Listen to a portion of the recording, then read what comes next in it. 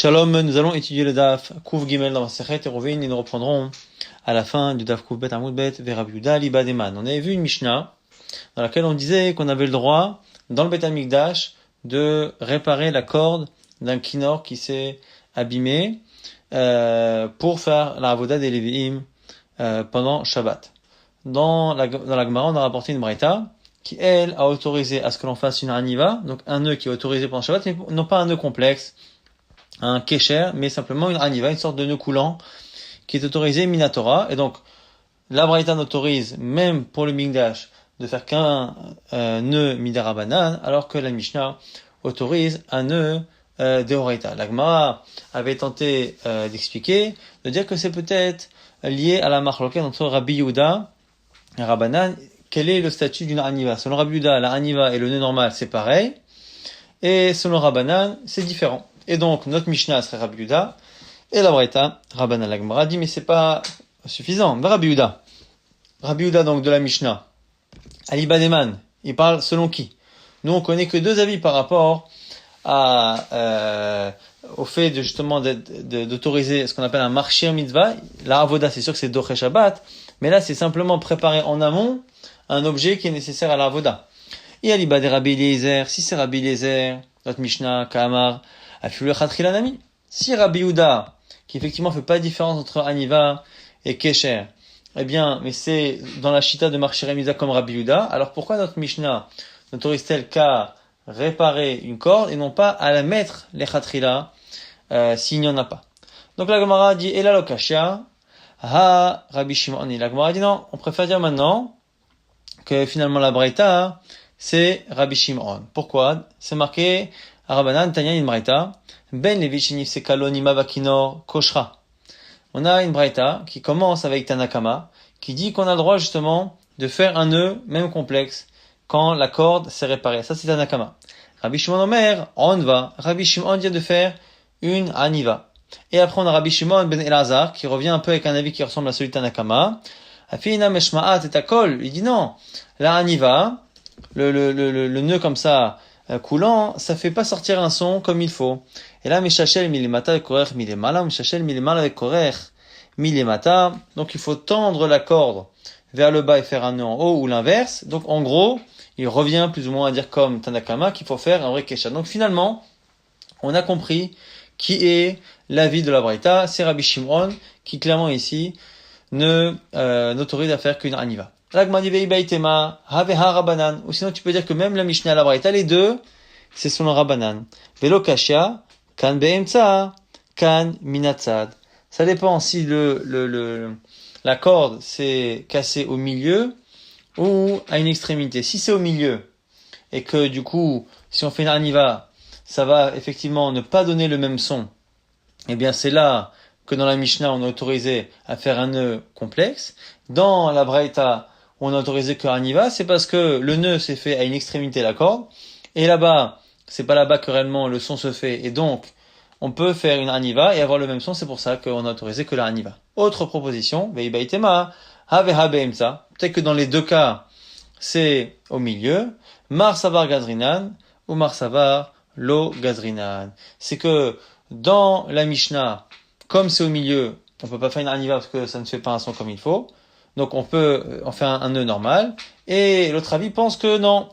Si on autorise à faire un nœud normal quand c'est nécessaire au milieu, on a peur qu'on fasse un nœud deoraita lorsque c'est pas nécessaire quand c'est sur le côté, par exemple, à l'extrémité de la corde. Et donc c'est pour ça qu'on serait gozer midi rabbanan. Donc la Gemara a fini par donner trois réponses possibles pour expliquer la Braïta. Soit la Braïta, c'est Rabbi Shimon. Soit la Braïta, c'est même Rabbanan, mais c'est parce que c'est sur les côtés et donc il n'y a pas besoin. Hein. Soit sinon, c'est sur les côtés, mais c'est simplement c'est au milieu, mais plutôt, mais on est gozer de peur qu'on fasse ça sur les côtés. Maintenant, la Mishnah suivante va parler d'une plaie de Yabelet, une plaie sur un korban qui empêche d'apporter le korban. Il faudrait l'enlever, mais là on n'est pas en Shabbat et gratter une Yabelet pendant Shabbat, c'est interdit. Si on le fait à la main, c'est interdit midarabanan. Si on le fait avec un keli, avec un ustensile, c'est interdit d'oraita, mais là, encore une fois, c'est nécessaire pour la avoda. Chotrim Yabelet bamikdash avalo bamdina. On peut être au terre, gratter donc la Yabelet dans le Beth Amikdash, mais pas en dehors, Bamdina. Veim bikli kan vekanaso. Mais la Mishnah nous dit que quoi qu'il arrive, si c'est avec un keli, avec un ustensile, eh bien, que ce soit au Mikdash ou ailleurs, ce sera sourd parce qu'encore une fois, c'est un issour de Oraita. Et la Gemara objecte, avec une Oraita là aussi, Orminhu, Arkevo avaato michut atrum chatichato, chatichat yabalto, en dochin. Tanakama dans la Oraita nous dit que porter l'animal, la porter en dehors du troum, lui faire traverser le troum, et gratter la yabelet, c'est pas doché le Shabbat. Et a priori, tout ça c'est des Rabbanan, on n'a pas le droit de le faire pendant Shabbat. Rabbi Eliezer, Omer, Dochin, selon Rabbi Eliezer, oui, on peut le faire. Rabbi Eliezer, encore une fois, il autorise d'être Mechalel Shabbat pour le Mikdash, même pour un marchir mitzvah. Alors la Gemara maintenant essaye de comprendre de quoi on parle ici. Pourquoi dans la Braïta on interdit, pourquoi dans la Mishnah c'est autorisé, de quel type de yabelet on parle, est-ce qu'on parle bekli, est-ce qu'on parle pas bekli, en sachant que si c'est avec un keli c'est d'oraita, si c'est à la main c'est des rabbanan. Rabbi Lazar et Rabbi aussi, Rabbi Hanina, les deux sont en discussion. Chadama habe lacha velo kasha kan beyad ve kan bekli, il y en a un des deux qui dit qu'on parle à chaque fois d'une vraie yabelet qui est humide, c'est-à-dire que la plaie elle est encore existante réellement, et là où on autorise, c'est à la main dans la Mishnah. Là où on interdit dans la Braïta, c'est avec un keli. Donc c'est parce que là-bas, c'est de Braïta. Et l'autre dit pas du tout. Dans les deux cas, dans la Mishnah et dans la Braïta, c'est à la main et donc c'est des Rabbanan. Simplement, halacha, ha bivesha. Dans un cas, la plaie, elle est humide et dans un cas, elle ne l'est pas. Quand elle est ivesha, c'est rien du tout et c'est pour ça que c'est autorisé. C'est la Mishnah qui dira Bevesha. Pourquoi? Ulman amar habeyad habekli, maïta amalo amar, habelacha, habevesha. Maintenant, la Gemara va expliquer pourquoi chacun a refusé l'avis de l'autre. Celui qui dit que c'est soit une qui parle à la main, une qui parle avec un keli, pourquoi il n'a pas choisi de faire la distinction entre lacha et yevesha? Alors il répondrait quoi? Amar lecha. Je vais te dire pourquoi. Parce que yevesha, si la Mishnah parle de yavesh, comme dans la Mishnah c'est marqué que c'est autorisé sauf avec un kli, moi je pense que quand c'est yavesh, quand c'est sec, même avec un kli c'est autorisé. Yavesha filu beklina mishare. Maïtama, iparuche pacha, parce que c'est simplement, elle est déjà quasiment terminée la plaie, et tu ne fais que gratter comme ça un peu, et il n'y a rien finalement, elle s'effrite elle-même, et donc du coup, celui qui refuse ce pshat pense que ça ne peut pas être une histoire de sec ou pas, parce que si c'est sec dans la Mishnah, ce serait pas simplement à la main qu'on doit autoriser, mais même avec un kli. Et donc c'est pour ça qu'il préfère dire que c'est pas une question de sec ou pas sec, c'est une question de à la main ou avec un keli. Alors celui qui a dit ce pshat, pourquoi il a refusé de dire que notre Mishnah parlait à la main et la Braïta avec un kli, c'est pour ça que c'est assourd. Amalecha, je vais dire pourquoi. Bekli, parce que par rapport à la situation où il y a un keli, Tnan c'est marqué, im bekli kan vekan, assourd. Parce que si c'est avec un keli, c'est complètement assourd. On l'a vu dans la Mishnah. Et donc du coup, il y a un problème ici avec la Braïta, qui a l'air de parler du Mikdash a priori. Or, il n'y a pas de raison de parler simplement du Mikdash. C'est évident que c'est assourd, il n'y a pas besoin finalement de le répéter. Donc ce serait pas nécessaire de le répéter dans cette Mishnah de Psachim. La Gemara dit Veidar. Alors comment on va répondre? Ha de kataneata mishum de kabae ifluge Rabbi Eliezer et Rabbanan. Tu as raison. C'est vrai que notre Mishnah dit clairement qu'avec un kli c'est assourd. Mais dans Psachim, on a eu besoin de le répéter pour nous rappeler que même si c'est assourd pour Rabbanan, c'est autorisé pour Rabbi Eliezer. Ok, très bien. Alors maintenant, pourquoi l'autre refuse? Veidar, il va dire pourquoi. Il préfère dire que c'est plutôt une histoire que d'un issour des Rabbanan, parce que Veidar, Dumia, de Arkevo Avaato, Michut Satrum Katane. Parce que comme on a cité plusieurs problèmes, le problème de le transporter, de le porter sur soi, l'animal, le problème de le faire dépasser le troum, et le problème effectivement de gratter la plaie. Et si on dit qu'on gratte la plaie avec un keli, avec un ustensile, ça fait un issour de Horaïta. Or, porter l'animal, comme l'animal est un animal vivant, et qu'on dit qu'un chay, un animal vivant, se porte lui-même, porter un être vivant, c'est jamais un sourd de Horaïta, en tout cas, selon la halakha.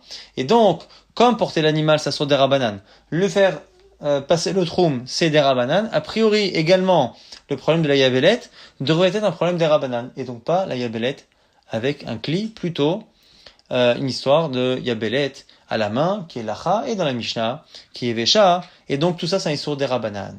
Ah, veidar, qu'est-ce que dira l'autre à cette objection? Il dira oui, non, lui il pense que la Mishnah là-bas de Psachim pense comme les Tanaïm qui disent que le fait de porter un animal, c'est un issur de Horaïta. Le fait de traverser le troum, c'est également un issur de Horaïta. Arkevo, c'est de Horaïta, pourquoi? Des lots qui rabinatin, parce qu'on pense pas comme rabinatin, d'Amar Achaïno c'est Asmo qui pense que comme un être vivant se porte lui-même, le porter n'est pas issur de Horaïta. Eh bien, lui pense pas comme rabinatin. Donc Arkevo, c'est issur de Horaïta. Avatum Yechusat Troum, qui Rabbi Akiva d'Amar Troumin. De Horaïta, pareil pour le troum, on penserait dans cette Mishnah de Psachim, que le troum, c'est comme Rabbi Akiva, c'est un issour de Horaïta. Et c'est pour ça qu'on peut très bien imaginer que la Yabelet dont on parle après, c'est avec un kli et c'est de Horaïta. Rav Yosef objecte à l'avis justement qui nous dit ici que c'est avec un kli, que c'est de Horaïta. Mativ Rav Yosef. Amar Rabbi Eliezer dans une Braïta, eh bien, plutôt dans la suite de la Mishnah là-bas de Psachim, argumente contre Chachamim en disant Kalva Chomer. Si déjà le fait de tuer un animal pour un korban pendant Shabbat, c'est melacha d'oraita, on a le droit de le faire pendant Shabbat. Alors, Elou, les cas qu'on a cités là, Avaato, Arkevo, Avaato Michusatrum et Yabelet, Elou Shimishum Shvut, qui sont interdits des Rabanan, et Nodin Shitro et Shabbat. A fortiori, que ça repousse au Shabbat. C'est bien la preuve que les cas qu'on a cités sont des Rabanan, et donc le cas de la Yabelet, ça peut pas être avec un Keli, donc c'est forcément à la main, et donc le Chilouk, c'est forcément c'est l'Acha, et là-bas, dans la Mishnah, c'est Ivesha. Donc et là, Rav Yosef propose, Have Habeyad. Les deux Mishnayot parlent à la main. Ou Shvut, Migdash, Migdash Hitiru, Shvut des Migdash, Bamina, Lo Hitiru. Et comment il explique la distinction entre les deux Mishnayot? C'est que quand on parle d'un shvut, donc d'un issour qui est des rabanan, qui est pour la avoda, mais qui se fait dans le Beth Amikdash, là effectivement, on dit que en shvut b'amikdash, et donc c'est autorisé.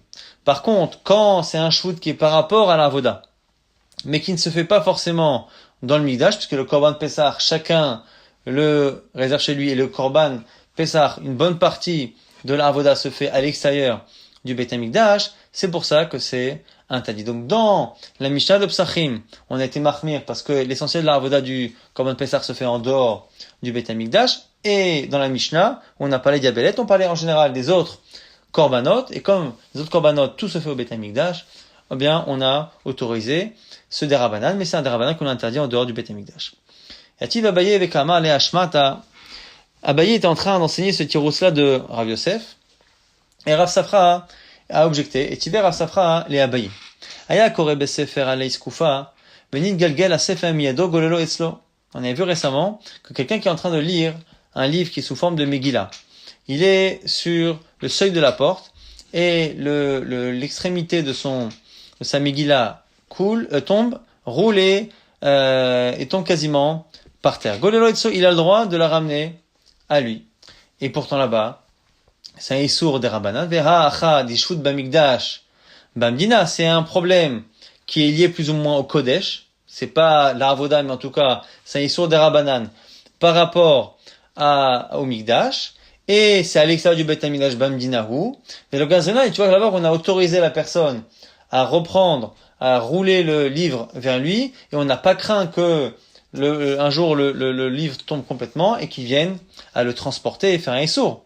On n'a pas craint d'Ilmanafil, va-t-il attouiller, qui finissent par porter, et donc chez nous ce serait pareil. Le Korban Pessah, même si c'est à l'extérieur du Beit HaMikdash que ça se fait, comme c'est quand même lié à du Kodesh, comme là-bas le cas de la Megillah, ça devrait être autorisé. La Gemara a dit, mais non. Là-bas, là-bas on a déjà expliqué que le seuil là-bas de la porte, il est carmélite. Donc, je t'arrête envers les fanéas. Et il y a un domaine public, effectivement, devant, mais comme il a une extrémité dans la main, et qu'il est dans un carmélite, il n'y a même pas de Issour d'Arabanan. Donc, ce n'est pas une objection. Et donc, on continue à dire comme Rav Yosef, que, a priori, on parle, ici, dans les deux cas, Mishnah de Psachim et la Mishnah de chez nous, on parle d'un Issour d'Arabanan, et ce Issour d'Arabanan, Quand c'est pour un korban qui sont entièrement au Beth Amikdash, on l'autorise, il n'y a pas de chou dans le Mikdash. Comme le korban de Pessah, ça se fait souvent par des particuliers à l'extérieur du Beth Amikdash, eh bien, on a peur qu'il fasse un Issour de Rabbanan et on ne l'autorise pas. Maintenant, une nouvelle objection de Rav Safra à ce tiroussa de Rabbi Yosef Etive, Meshachelin est à Pesach Latanour, im Chashecha. On a le droit, juste avant la tombée de la nuit, de faire rentrer le korban Pessah dans le four pour le cuire. Or, en général, une viande qui n'est pas cuite, on n'a pas le droit de la faire rentrer juste avant Shabbat, de telle sorte à ce qu'elle cuise et qu'elle n'ait pas le temps de cuire à minima avant l'entrée de Shabbat. Or, on voit que pour le korban de Pessah, ça a l'air d'être autorisé. Donc, tu vois bien que ce qui est interdit en général, midera banan, est autorisé dans le cadre du korban de Pessah. Donc là, il y a belette. Si c'est un issour dera banan de gratter à la main, ça devrait également être autorisé pour le korban de Pessah. Ve'achad eshut de mikdash, c'est qu'un issour dera banan lié à la avoda. C'est à l'extérieur du Beth Amikdash Bamdina. Alors Gazrinan, Shema Yechateh Begechalim, tu vois bien que les Chachamim n'ont pas interdit de le faire, de peur qu'on en vienne à faire cuire et à attiser les braises. Sur le coup, Abaye, qui répétait encore une fois le chat de Rav Yosef, Ishtik, n'a pas su quoi répondre. Un jour, Kata et Kameh de Rav Yosef, il a rencontré Rav Yosef. Amalé, il lui a raconté l'histoire. Achri Amalé Rav Safra, que voilà, j'ai rapporté ton explication. Rav Safra m'a objecté l'histoire là-bas du Korban Pessah que l'on met dans le four. Et il lui a répondu Rav Yosef, Amalé, Maïta Malotishnéla, Minechabora, Zrezinhen, tu aurais dû lui répondre. Tu aurais dû lui répondre quoi? Que pourquoi on n'a pas été mahmir là-bas dans le cas du korban de Pessah, c'est quand est-ce que l'on fait cuire le Pessah? C'est quand tous ceux qui vont manger le korban de Pessah sont ensemble, et comme ils sont tous ensemble, c'est le groupe qui va finalement s'apprêter à manger le korban de Pessah. Comme ils sont ensemble, eh bien ils vont se rappeler les uns les autres, et ils sont à la limite zrizim, comme ils sont en train de travailler pour un korban, eh bien ils font attention, et donc c'est pour ça là-bas que chacun va éviter que l'autre n'en vienne à attiser les braises, même si on a mis juste avant Shabbat. Mais dans le cas de la belette, non. Ah, maintenant la Gemara se pose la question pourquoi Abaye n'a pas eu cette idée-là. Ben Abaye lui pense, Kohanim zrizin hen, Amrinan, lui pense que on peut dire sur les Kohanim qu'il n'y a pas de Issour d'Arabanan parce que eux-mêmes sont zélés, parce qu'ils connaissent et parce qu'ils sont habitués. Mais Bnei Chaboura, les gens de la Chaboura, c'est quoi? C'est n'importe quel juif qui fait un korban Pessah. Eh bien, on dira pas Zrizin hen, lo amrinan, on dira pas que Zrizin hen. Autre réponse possible pour expliquer la contradiction entre la Mishnah de chez nous et la Mishnah de Psachim, Rava Amar, Rabbi Eliezer, hi. Notre Mishnah, c'est Rabbi Eliezer, Dama, Marchirem, Mitzvah, Modachim, Shabbat, qui pense que l'on peut transgresser pour une mitzvah, même ce qu'il y a en amont. Mais simplement, on dit Rabbi Eliezer, Bekama Devshar, les Shanim Mishaninan. Pourquoi on n'a pas autorisé avec un Keli, alors que, selon lui, tout devrait être autorisé, même un Deoraita, pour une marché mitzvah, c'est parce que comme on peut, eh bien, faire une différence, on l'a fait tant qu'on peut ne pas faire un Issour de Raita, on fait un Issour de Rabbanan. Et dont on le sait Maïhid, et Tanya, c'est marqué dans une Braïta, Kohen Shalta Boyabelet, un Kohen qui lui-même, sur sa peau, a une plaie de Yabelet qui l'empêche de faire la Avoda, Chavero Chotchalo Beshinav. C'est un autre Kohen qui va, avec ses dents, lui enlever. Et on fait une déduction. Beshinav in, il faut le faire avec les dents, a priori. Beklilo, mais pas avec un Keli. Chavero, on a l'impression que c'est son ami. Ihulo, mais pas lui. Et donc quoi? Mani, c'est qui? Et on verra que par déduction, on va montrer que c'est Rabbi Eliezer. Pourquoi? Il est Marabanan. Si tu veux dire que c'est selon Chachamim, et qu'on est Bamikdash, Kevan d'Amre Rabanan Be'alma Mishum Shvut, Ha Mali Hu, Amali Chavero. Puisque Chachamim pense que dès qu'on fait avec les dents, c'est des Rabanan, eh bien, pourquoi faire une différence entre lui et un autre? Et là, la Rabbi Eliezer, donc c'est Rabbi Eliezer, d'Amar Be'alma Chayav Chatat, qui en général pense que c'est Chayav Chatat, n'importe quelle manière c'est Chayav Chatat. Et du coup, Ve'acha, Afalga de Marchirem Mitzvah Dochinit Shabbat, que Madeh Efshar Shanouye, Meshaninan. On essaye de faire le plus de changements possible, et donc c'est pour ça qu'on a demandé à ce que ce soit son ami qui le fasse, et non pas lui-même. Donc même si c'est d'Oraita, on voit bien que Rabbi Eliezer a cette idée que même quand c'est autorisé, on fait le plus de changements possible. Là, Gmara dit là, tu peux très bien dire l'olam Rabbanan, Vi'alta Bekreso Achinami, mais que si vraiment c'était à un endroit où il pouvait gratter avec ses mains, comme son ventre, eh bien on aurait dit ça. On parle d'un cas particulier. Gon Shalta Lo Neshicha Begabo ou Beatzile Yada Vi'ulomati Shakilla. C'est dans un endroit au niveau de son dos ou un endroit particulier au niveau de son bras qui ne peut pas, sur lequel il peut pas avoir accès lui-même. Et donc c'est pour ça que c'est son ami qui doit le faire avec ses dents parce que lui n'a pas accès avec sa bouche à cet endroit. La Gemara objecte encore Vehi Rabanan. Si c'est Chacham alors, Nishkele, Nihale, Beyad, il a qu'à le faire lui-même avec la main.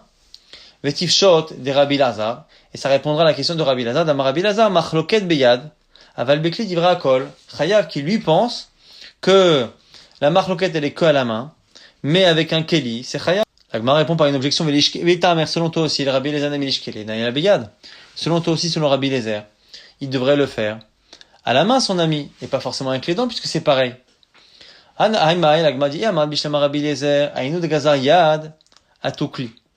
Rabbi Eliezer, à la limite, même si techniquement la main et les dents c'est pareil, eh bien il préfère faire à la main de peur qu'on en arrive à faire avec un kélik, c'est un issur de raïta. Et là, Iamat Rabanan, mais si c'est selon Chachamim, on ne comprend pas du tout.